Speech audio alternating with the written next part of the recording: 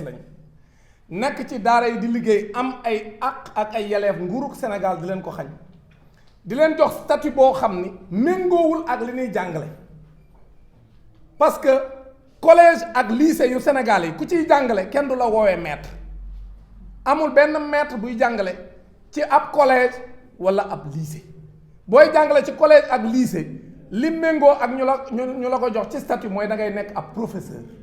da ngay nekk PCMG wala nga nekk PM wala nga nekk PS yii moo am ci collège discipline yépp loolu moo ci am ñu botti ci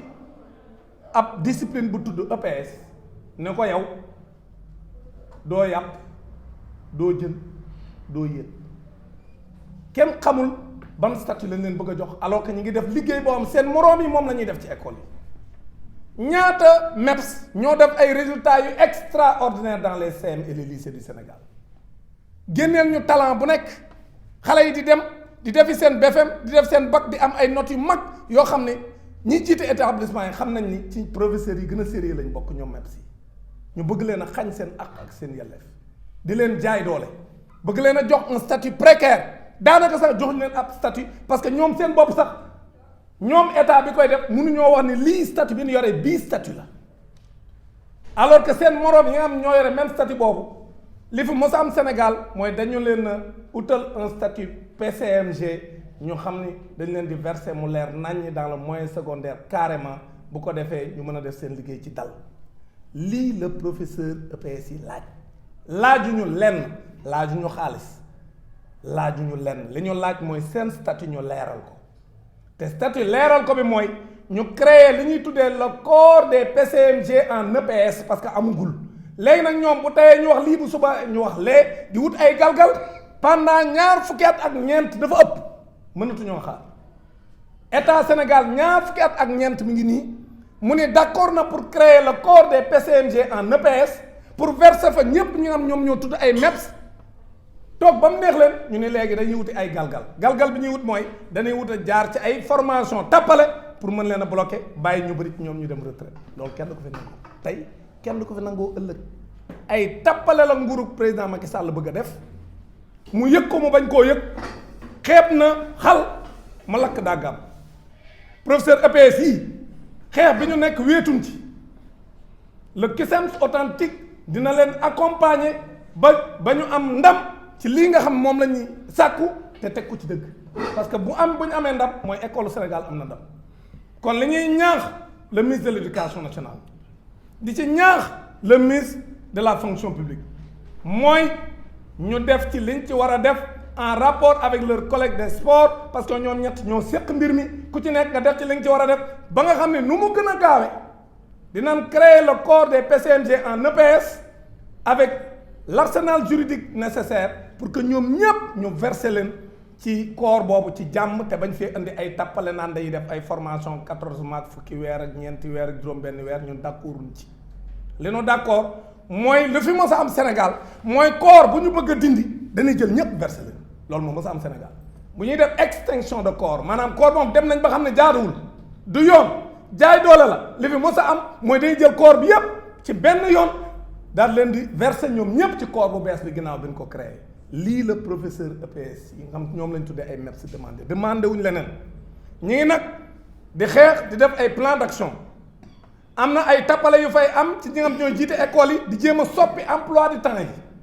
ak di jéem a soppi waxtu yi nga xam moom la ñu war a def ci EPS alors que matière bu ci rek dafa am ay waxtu yoo xam moom nga war a am pour ñu mën koo valider ku fi def ay tappale dinañ la jéebaan au plan international wax ne Sénégal diplôme yi mu jox ak bulletin yi mu jox ay ndongam méngoowul ak le volume horaire normal bis bu ñu fi defee ay tappale bu ñu fi jéemee valider ab semestre boo xam ni waxtu yi xale yi waroon a jàng EPS jànguñu ko ñu dem jël ay bulletin teg ko ci table ji wax ne jox ko parents yi leen seen i doom lii leen jàng bu boobaa bu ñu ko defee danañ jël suñuy responsabilité dem ci représentation diplomatique gu Sénégal yépp réew yi fi nekk yépp wax leen ni Sénégal dafa soppi waxtu yi xale yi waroon a jàng EPS tappale pour wax ne jàll nañ te xale yi jàlluñu parce que jànguñu parce que seen i maître ñu ngi grève wala seen i prof ñu ngi grève kon lii mooy dëgg kon nag bu ñu bëggee jàmm bu ñu wuti tappale solution bi du taf yëngal ak di jël ay pexe pour valider année bi année bi mënaguñ ko valider parce que la grève de l'EPS mi ngi yàq njàng mi te defuñu ko pour yàq waaye loolu c'est parce que autorité ñoo jëlu seen responsabilité kon jël seen responsabilité mooy ñu woo le collectif ak le syndicat ñu àndandoo bu ñu demee ñu toog ak autorités yi nga xam ñoom ñoo ko séq ñu waxtaan ci nu mu gën a gaawe ñu reverser tous les maîtres waaye wut ay tappale pour di jaar ay formation pour bàyyi ñu bëri ñu dem retraite jaay leen doole kenn du ko fi nangoo tey kenn du ko fi nangoo ëllëg beneen bi mooy ñi nga xam ne ñoom ay chargé de cours lañ en EPS chargé de cours en EPS yépp dañoo bëgg également ñu former leen ñoom it bu ñu leen former pare ñu reverser leen parce que am nañ ci droit loolu kenn du ko fi nangoo également parce que un chargé de cours également day def liggéey bu mucc ayib mënoo ko continuer di koy garder comme chargé de cours sans nga yóbbu ko en formation ñi nga xam ne tamit dañoo demoon formation pour une raison ou une autre àggalewuñ seen formation wala bi ñu demee téye woon nañ leen mais am nañ droit defaat examen am nañ droit defaat formation génn mais amuñu droit di leen garder ci école yi pour di leen def des chargés de cours à vie loolu mun ñu nekk ci situation boobu kon foofu tamit li ñuy demander mooy ñëpp ñi nga xam dañ leen a formé woon te téye woon leen pour une raison ou une autre parce que dañoo feebaroon wala ñoom dañoo def ñu évaluer leen mu am jafe-jafe ci évaluation bi jàlluñu mais ñi ngi ci école yi di jàngale kuy jàngale kay mooy mënoo ko bàyyi muy kon na di jàngale te doo ko jox statut bu leer donc loolu moo tax ñooñu li ñuy demander mooy chargé de cours yi ñu régulariser seen situation ñaari yii bu ko autorités yi deful fi ñu jëm ci musiba lay doon parce que lii nga xam ne moom lañ fësal ñoom professeur EPS yi wax ne dañoo bëgg jàppale Cusems authentique bi may jiite man ci élection yii nga xam ni le 6 mars lay door ba le 13 mars ñuy natt syndicat yi syndicat bu ci am 10% nga war a toog fa ñuy nase di nocc di foog fa ñuy toogee di waxtaan ak gouvernement bi nga koy fekke incha allah su fekkente ni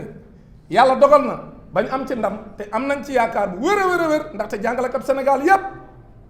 ñoo nangu ni doo am Lionel Messi di ko teg ci banc bi du tagg suñu bopp mais doo yor Lionel Messi blessé wul nga koy teg ci banc bi da nga koy dugal ci biir terrain bi mu football kon jot nañ dugal ma ci terrain bi mu football lii la jàngalekat yi wax kon nag buñ ñu dugalee nag ci biir terrain bi danañ def ni Lionel Messi danaan wuti pexe ba taal caax yi mooy MEPS yi ñu reversé leen ñoom ñëpp dans le corps des PCNG en EPS maa ngi sant ñëpp di gërëm ñëpp donc voilà je crois que ça c'est mieux hein pardon voilà donc léegi maintenant on aurait souhaité si possible ma may leen une petite pause ngeen def interview surtout am na ñu xaw a tardé bi ñu yegg si mu ñu woon jël le secrétaire général Ndiaye tranquille le temps que ñu def une petite pause nag def ci suñ ñëw nag jàkkaarloo ak yéen sur les questions d'actualité yi nga xam ne war nañ cee waxtaan comme gëj na maa def ay sorties bëgg naa profité ci seen présence pour ñu def suñu jàngat ci li xew ci réew donc léegi ñu jël quelques minutes le temps que yow nga def interview ak ñi nga xam ne surtout dañoo tardé parce que moom nag mooy ndey mbil gi waaw donc mun ngeen ko jël bu fekkee bu ngeen def ITV ak moom voilà dañuy jóg après ñoom voilà mu ngeen jóg voilà donc voilà ngeen lay moom voilà merci donc mu ngeen ko jël en tant que secrétaire général moom mooy quand même ndey mbili gi tey waaw ñu defal ko benn entretien le temps que mu ngeen def accompagner mu ngeen def accompagner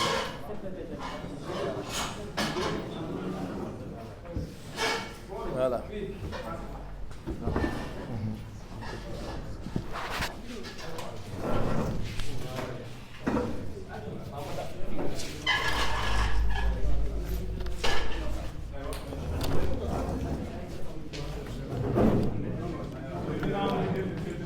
technique de dilatoire, de pourrissement, veuillant ne pas répondre à notre requête qui demeure tout simplement un reversement des maîtres directement dans le corps des professeurs de collège, comme stipulé sur l'ensemble des protocoles d'accord antérieurs qui liaient plutôt les syndicats les plus représentatifs et l'État du Sénégal. Aujourd'hui, maintenant, nous levons la voix tout simplement pour dire au peuple sénégalais, à ce stade du virage des évaluations du premier semestre, les établissements n'ont pas de notes d'éducation physique. Certains chefs d'établissement ont arboré un manteau inquisiteur, allant même jusqu'à vérifier la coloration syndicale de nos militants. Ceci demeure un précédent très grave, d'autant plus que le droit de grève est constitutionnellement reconnu. L'autre aspect est que certains sont dans la dynamique de générer des bulletins sans la note de PS, ce qui est d'autant plus grave que dans le système éducatif, toutes les matières se valent. Autant l'élève de 3e que l'élève de 6e a droit à une note, autant si cette note-là n'est pas présente, les gens ne doivent pas déplacer le problème, mais on doit s'arrêter, faire une pause stratégique et veiller à solutionner ce qui, depuis 24 ans, demeure l'unique revendication des maîtres d'éducation physique, un reversement direct dans le corps des PCMG. Et maintenant, je dirais à l'endroit de toute la représentation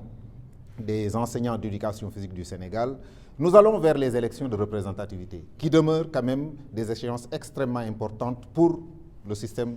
de l'éducation et de la formation. Et nous lançons cet appel pour dire à tous les enseignants d'éducation physique du Sénégal de voter massivement pour le CUSEMS authentique, car nous estimons que c'est l'unique structure syndicale qui prend en charge véritablement les préoccupations majeures des enseignants de tout ordre.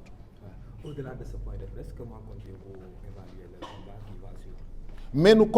continuons notre dynamique de lutte, parce que nous avons dépassé véritablement le seuil de tolérance professionnellement admis. Comment peut-on admettre dans une république, dans une fonction publique citoyenne et république, qu'il y ait des agents qui ne puissent pas avoir une projection de plan de carrière? Nous ne pouvons même pas être surveillants général. Dans la nouvelle nomenclature, la hiérarchie B4 n'existe pas. Donc nous sommes caducs. Nous sommes dans les lycées et collèges, nous faisons le travail des professeurs et nous avons un statut de maître. Quoi de plus normal que de nous reverser dans le nouveau corps des professeurs de collège? C'est tout ce que nous demandons. Et nous lançons cet appel au président de la République. Parce qu'à ce stade de ce problème, il n'y a que lui qui peut, par décret, nous reclasser directement dans le corps des professeurs de collège. Toute autre compromission ne sera pas admise. Nous ne reculerons pas, nous ne transigirons pas. Tous ceux qui sont dans cette dynamique de menace, je ne sais pas, je n'ai pas les termes, mais ne vous fatiguez pas. Nous ne reculerons pas dans cette dynamique. Cette année, ça passe ou ça casse. Parce que la notion de statut, la carrière demeure sacrée. Soit on est, soit on n'est pas. Qu'en pense votre ministre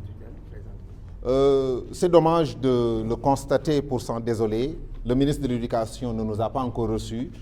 Encore moins le ministre des Sports qui nous l'avait promis depuis notre rencontre à Tamba. Et la fonction publique, la seule rencontre que nous avons eue avec elle, avec son directeur, n'a pas eu des lendemains meilleurs parce que la représentation syndicale, le G7, est allée nous court-circuiter, et je pèse bien mes mots, parce que nous ne sommes pas représentatifs. Et là, nous lançons un appel à l'endroit des autorités étatiques. Nous, enseignants d'EPS du Sénégal, nous disons merci au G7. De grâce, ne parlez plus de notre problème. 24 ans de tergiversation et de dilatoire, ça suffit largement. Nous avons atteint une maturité qui nous permet de parler, de porter et nous-mêmes de diligenter ce dossier. Et je crois que nous en avons largement fait les preuves.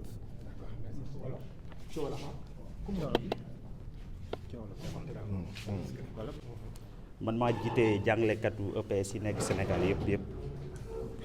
waaw ginnaaw loolu maa ngi leen di nuyu yéen journalistes yi seen teewaay di nuyu sama mbokku jàngalekat yi nekk nii ci sama ginnaaw di nuyu secrétaire du CUSEMS authentique notre camarade Dame Mbodj.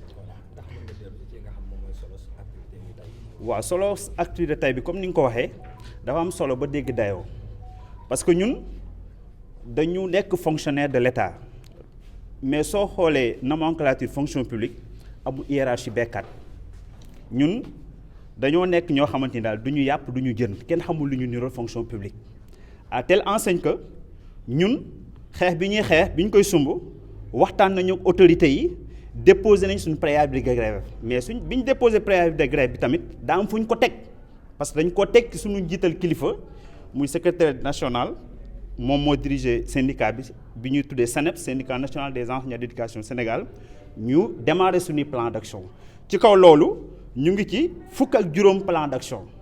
ñu ngi ci xeex ñu ngi sungu xeex bi ba léegi amaguñ mucc autorité bu wooguñu pour ñu waxtaan xool naka la ñuy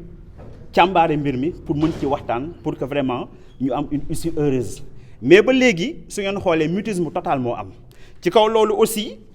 composition yi premier semestre bi pare na dans toute l'étendue du territoire à partir des collèges et du lycée mais ci kaw loolu note EPS yi duggul ci bulletin yi war a génn parce que ñun boycott lañ def boycott maanaam évaluer wuñu élève bi à telle enseigne que note EPS note figure ci bulletin yi loolu nag ñu ngi ci def alerte à l'endroit des autorités à savoir les IEF IA ba ci ministère bi nga xamante ni moom moo ŋànk lépp lu ci xeetu jàngalekat. seen ministère boobu ban taxawaay la am. waa sunu ministère bi taxawaay bi mu ci am comme ni ma ko waxee sànq rek moom dégg na wax ji xam naa egg na ci moom war nañu recevoir mais ba léegi recevoir uñ pour ñu waxtaan ci question boobu parce que question bi dafa yàgg fukki at ak ñeent la am. ñaar fukki at ak ñeent ba léegi mutisme total moo am dara sotteegul ñun dañu ne leen dañoo bëgg ñu reverser ñu dans le corps des PCMG en EPS parce que 24 ans kat nga toog kenn xamul le nirool vraiment dafa metti trop vraiment léegi nag ci kaw loolu président de la République moom mi nga xamante ni moom moo ñu njabootee askanu Sénégal wépp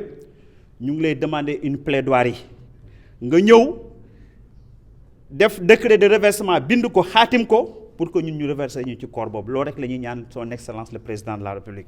bu loolu weesoo yéen a ngi doon wax léegi G7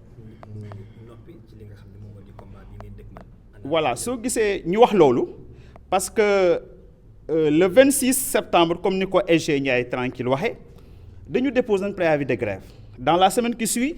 le directeur de la fonction publique daal di ñu recevoir ak ñaari ministères yi nga xamante ñun ci lañ bokk mooy ministère des sports ak ministère de l'éducation nationale biñ toogee ci rencontre am na lu ñu fa xaatimoon ba waxtaan ci le lendemain syndicat représentant dañ fa jaar ne ñun amuñu représentativité waruñu gisanteeg ministre bi waruñu gisanteeg benn autorité pour waxtaan ci question bi à part ñoom ñi nga xamante ñoom représentativité loolu nag dañ koo fustiger naqarlu ko ba naqaru yem parce que ñun problème bi ñun la concerné et je pense que ñun ñoo ñi nga xamante ni ñoo habilité à parler à cette question parce que ñun la concerné kon donc ñu ngi leen di wax di tey ñoom mën nañ ci génne seen loxo ñun ñu xeexal suñu bopp xeex bi te xeex bi tant que jeexul dañ koy continuer. voilà ci xeex boobu ngeen toll ana bu weesoo tey yan jéego ngeen fas yéene teg ngir gën ko mën a biral. waaw jéego yu ñu teg mooy gisaat autorités yi déposé waat nañ ay audience ñu ngi xaar ci kaw loolu aussi dinañ massifier waat bépp njàngalekatu enseignant d'EPS pour que ñu fekk ñu ci combat bi ñu mën cee am une issue heureuse loolu ñuy ñàkk suñu collègues yi je lance un appel à tous les collègues de corps confondus ñu ñëw jàppale ñu ci xeex bi avec notre secrétaire général Ndiaye Tranquille mi nga xamante moo jiite suñu syndicat bi bu tudd SNEP syndicat national de l'éducation physique et sportive merci beaucoup.